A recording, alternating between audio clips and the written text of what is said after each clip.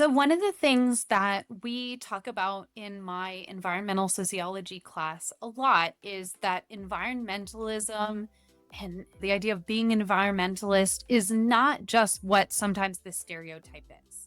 So, I think a lot of times people think, oh, you have to be like, shop at certain types of stores or only eat organic or only drive a certain type of electric car or whatever. Like, they have this idea in their head about what it means to be an environmentalist. And so I think unpacking the idea that one, the environment can also include humans and does include humans. And so thinking about human health, human well-being, human relationships, I just define environmentalism really broadly. Yeah. Researching your articles and the work that you have done, I was very interested in one of the articles that you have published that seemed, all these topics seem very diverse. In the sense, you talked about injustice in immigration detention, small Yeah. scale agriculture, and prison based environmental training. So, what is the common thread between all of this?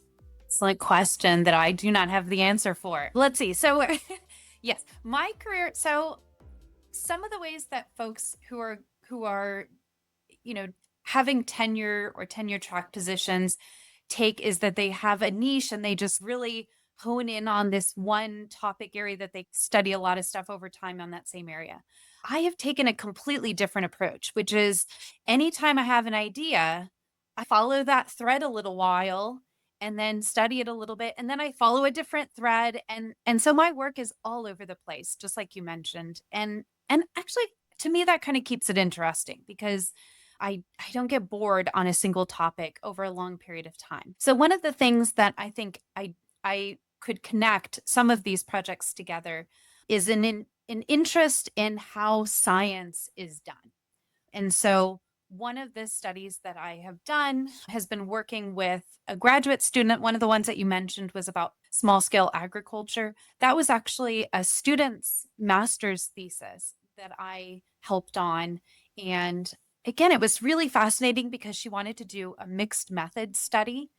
And I didn't have a lot of expertise in the area of agriculture, but we worked with another faculty member who is in the Department of Agricultural Sciences in our at our institution. And so that project was fascinating to me because I really got to see working alongside somebody from a different field how we could go about doing mixed method research together. So being able to do focus groups, interviews, survey research, like different things all in the same study. The other two projects were ones that I led and came up with. One of them, I actually, both of them I worked on with students. So I think that's the common thread throughout those three projects that you mentioned is that working with students for me is some of the most exciting things I get to do with my job. So getting to mentor students, train students, brainstorm ideas together with students. And so that's something that all three of those projects have in common. But with the other two, I'm really more interested in the idea of how is knowledge produced? Who gets to be part of that process? So for one of the studies that you mentioned, we were looking at what's called the National Environmental Policy Act and the this NEPA process, which occasionally is in the news. It's exciting whenever we get have people talking about the NEPA process. But every federal agency is supposed to, at least historically, was supposed to have gone through it. And in that study that you were talking about, we were looking at how the Department of Homeland Security goes through that process, especially in considering the potential environmental risks related to immigrant detention. And so this is an area that very few people have looked at and yet is a potential definitely source of environmental concern. And even recently, this past summer, I had a couple of interviews with reporters. It was really wild because of what was called alligator Alcatraz. I don't know if you guys had heard about that story. And so they were discussing the environmental concerns related to immigrant detention in the news. And so they were looking up, and mine was one of the few studies that actually had looked at that before. And so what we did with that study was really just try to understand the ways in which this knowledge producing process, which is what NEPA is, produced certain types of knowledge, but also left certain things out. So just one little tidbit from that study, we found that at no place in any of these NEPA documents that we were looking at did they ever discuss environmental concerns related to the people who are detained within the facilities, which is the common process that happens with prison systems as well. So when they're talking about or writing up, here are the environmental risks to these particular communities, the people who are detained in those facilities, as well as any folks that are working there, they are not considered at all. It's really more in terms of the surrounding community, how they define environmental risks. And so that's where, again, as somebody who is interested in how science is done, I'm interested in unpacking, like, how did they come up with that idea of we need to only look around and not within? And so that's one of the things that we were interested in doing with that project. And then let's see, what was the third study that you were talking about? I think I said prison-based Oh, environmental yeah. training. So that one actually, we were looking at the experiences of people who were facilitators or teachers in environmental programs that happen in prisons. At a number of prisons across the United States, there are these quote unquote green programs. It could be teaching something related to science, it could be teaching something about environmental issues. Some of them were composting, like they're doing environmental practices. And so we were really interested in understanding the experiences of the people who are doing those teachings or who are doing that facilitation, and especially how it transformed the way that they thought about people who were incarcerated, and how it kind of like led them to think about the stereotypes or the misperceptions that they might have had about people who were incarcerated before they started going into these facilities. And that project actually stemmed from a conference presentation that I had heard. So again, it's like I had a little thread. I had heard a conference presentation from a person who was doing work as a teacher in a prison, and they had made a comment, kind of something along the lines of, I was surprised and my colleagues were surprised at how interested the people who were incarcerated were in learning, like that they just were not expecting people to be interested in learning, engaged in the idea of learning, smart, any of those things. And that to me struck me. I was like, oh, that's really fascinating. That idea that the here are these very separate groups of people who maybe don't meet a whole lot. What happens when they do build these relationships together? And so again, the idea of thinking about science, thinking about environmental issues, but from maybe a slightly weird direction. Did you find anything about the people that were incarcerated and how they felt, or did you just focus on the facilitators?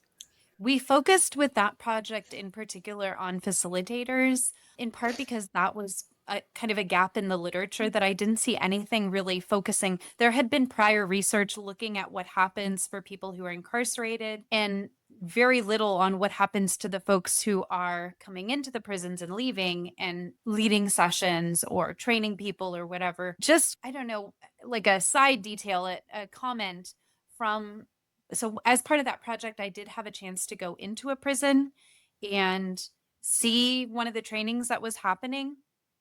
And so one of the comments, so this wasn't part of the data collection, but one of the comments, or a number of the comments that people made, was just how, for the people who were detained there, how important it was to have people who were treating them with respect, with the idea that they were not just a number.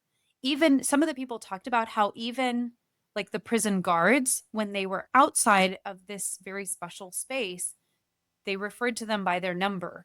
When they were in the facility, they felt like they were able to refer to them like a person and treat them like a person and just have a conversation that wasn't the same as when they're outside of that. So I do think that for the people who were incarcerated, that it was a very meaningful program as well.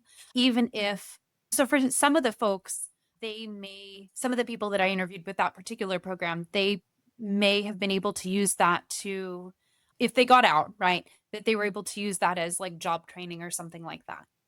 But for other folks, I think it was just that experience of having somebody to talk to who treats you with some humanity. And so that was something that it seemed to resonate with the people in that particular group. I absolutely love your approach to research process. That little small nugget and going down the rabbit hole of it, that's how I teach, how I get different topics for teaching. At one point in time, I was really interested in food and food culture. So I developed a class on that, and I was interested in leisure, and I think I really just needed a vacation. But I ended up teaching a class on the sociology Yeah. of leisure. And it really does help to keep your excitement about the work that you do when you are willing to step off just that straight path Exactly. of staying on the same topic. Tell us about your research with small farmers. Yeah, so that one of my students, like I said before, was working with the Department of Agriculture, and they were really interested in how agricultural producers define success. And for larger organizations or larger farms, for the most part, you think about success just in financial terms, like how much money are you making? But she was interested in looking beyond that and how did farmers define it for themselves. And I was interested in that project in part because I just really hadn't had much experience with understanding the challenges that small scale farmers had and what they're going through. I think that project took place during COVID too. So we were also interested in how COVID was impacting the agricultural producers' experiences. And that's like a time period where you just really have a chance to capture what people are going through, that maybe no one else had asked them what they're experiencing. And so that was, I just think it was amazing opportunity to get to learn from a really passionate graduate student. And she came to me. I had done previously some work with community organizers for farm workers when I was a master's student. So I am peripherally interested in agriculture and farming, but I am like a suburban city girl who has very little personal experience with growing it. I have like pretty much I love the environment. It's terrible. I love the environment. I love nature. I have a black thumb. I cannot grow a thing, only plastic plants. So it was really neat to get to work with folks who do farm themselves and have experience with growing things and to just hear more about that. And so it was a cool opportunity for me to get to learn from students and from working with another faculty. I really think there's something to be said. I do a lot of projects independently, but I think there's a lot to be said for working collaboratively with other folks. Like you learn so much. And so that for me has been, and I'm sure like y'all working together, I think that you just gain a lot from those experiences. So sometimes research leads to more research. What thread would you follow from a previous research project? Okay, let's see. So one of the threads that I'm still interested in that I have followed, I'll answer it to start with that. I didn't realize, so when I started that immigrant detention project, that was when I first started the thread of the NEPA process. And then since then, I just have thought of these various other projects related to NEPA that's been one of the things that I have kept coming back to. I think because it is such an important environmental policy in the United States, but I followed it, for example, during the Trump administration's first term, there was a big push to quote unquote modernize the NEPA process. And there was quite a bit of news about people pushing back against that modernization. And in particular, a number of indigenous nations pushing back, submitting comments, discussing the process and how it's supposed to go versus how it was going. And so I just got interested in, oh, here's another kind of interesting take on the NEPA process, but from a perspective I've never thought about before. And so I looked at those comments and tried to understand themes and what people were talking about. Most recently, I did a comparison in looking at the Biden administration versus the Trump administration's first term in terms of the changes that they made to the NEPA process. There has been a whole other set of changes under the current Trump administrations. I think they pulled a lot of the NEPA guidelines and are leaving it up to individual federal agencies to deal with.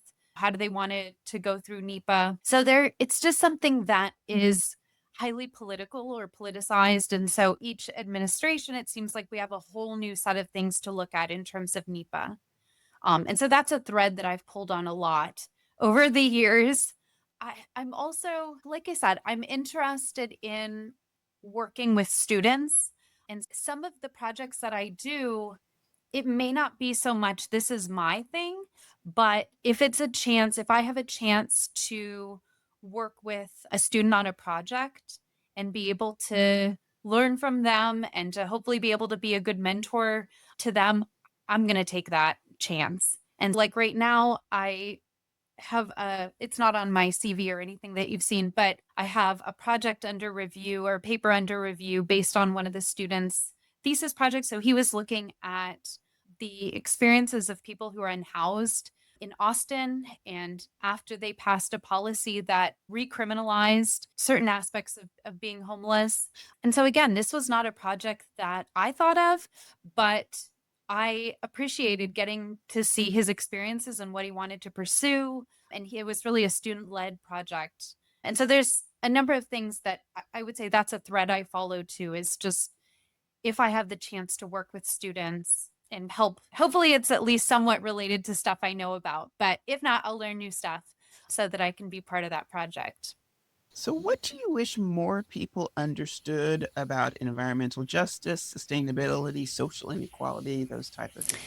So one of the things that we talk about in my environmental sociology class a lot is that environmentalism and the idea of being an environmentalist is not just what sometimes the stereotype is. So I think a lot of times people think, oh, you have to be like shop at certain types of stores or only eat organic or only drive a certain type of electric car or whatever. Like they have this idea in their head about what it means to be an environmentalist. And so I think unpacking the idea that one, the environment can also include humans and does include humans. And so thinking about human health, human well-being, human relationships, I just define environmentalism really broadly. And so when I teach my class, especially with the undergrads, one of the projects that we do is having students come up with something that they think is going to improve the socio environment. And what I love about that project is that students define that in such totally different ways. So for some students, they are just really wanting to improve their personal health. And so they try to change the way that they're eating. Like a lot of my students eat a lot of fast food. And so transitioning to cooking more or trying to eat in healthier ways in other senses, like just having them think through how they would define that. What does it mean to you to eat in a more healthy way? What would that look like? I have other students who they talk about working with their families to reduce how much water their family's using, how much, and it's always so fascinating because I learn a lot about what students' experiences are like. So like taking showers with music on, which I had never heard of, I think is crazy. But so many of my students, the shower is their kind of calm down, relax, decompress time. And so just that idea of thinking about what does it mean to be an environmentalist? How can we expand that definition so that so many people can really think about how they connect with the earth and their fellow humans and non-humans? That for me is the thing that I'm hoping eventually happens with environmental issues, is that we really make it a space that's welcoming for everyone. Which emerging issues or gaps in the literature are you most excited about exploring or highlighting? Love. So I'm not sure this is a gap in the literature, but I would love for there to be more work. And again, this is partly because I think teaching is such a critical part of my life. That's the part of my life that really just keeps me continuing in this profession. I like research and I think it's meaningful. I think some other people's research is far more meaningful for the world than my research necessarily, but for me the teaching part is the key. And so I would love for there to be more in the literature on how to teach environmental issues. I have struggled over the years, and including when I was at TCU, with trying to figure out, do we talk about we have to talk about issues that are hard, climate change being probably the biggest environmental issue that we're facing right now. But at the same time, not be completely doom and gloom so that students don't feel like there is any way forward. And I think that's a real tension that we've discussed in the field is how do you on the one hand emphasize the challenges, like really get into the challenges that we're facing while not disempowering folks from wanting to do anything. And so I think that that's something that there's been a couple of articles that I've read over the years that have different takes on that question, but I don't know. I don't know the best practices for teaching about issues that can be so heavy. And environmental climate change, that kind of stuff is not the only one. There's plenty of other really heavy issues. And I think sometimes, so there are folks who really emphasize social change and maybe getting students to be really actively engaged, like even action research type teaching where you're trying to get students to do something. I think that's very hard right now, especially like I said earlier, that working at a state institution, there's a lot of eyes looking at us and how we're teaching, and to ensure that we're not teaching in a way that is, value too much value based.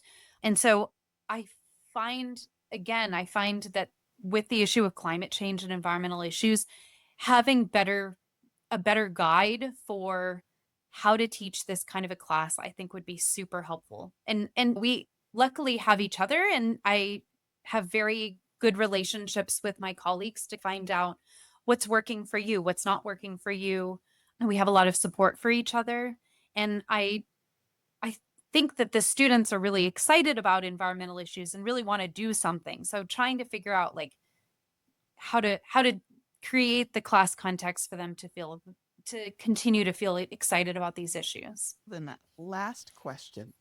If there were no restrictions and money was no object, what would you research? Oh my gosh, that is a hard question. That's a great question. Let's see. If there were no restrictions, first of all, if money was not an issue, I would hire so many students to work with me because so often my projects are not funded, and it is just so frustrating to me to have students working with me but to not be able to pay them. And I always have my students on publications, and I try to figure out ways to mentor them and to be able to provide them with some support, but I just rarely have financial support. So first of all would be, again, to provide that financial support for students, because that is so critical for them to be able to take these opportunities and to not have to weigh, do I have a job so I can pay rent, or do I have this cool research opportunity? So I would definitely have a bunch of paid research positions. In terms of the topic, I would probably research something related to environmental issues, because that is something that I'm really interested in, and probably focus in on that question of how should we teach this? And I really am curious, not just at the level of higher ed, but also how are they teaching it. I would love to do a study. And this is something I would not normally do, because the logistics of interviewing kids, and like I usually just do study adults, but I would be very curious about, from young childhood on through adulthood, how we could study this issue, how we could teach this issue how we could get people really interested in environmental issues, but it would be a monster of a project.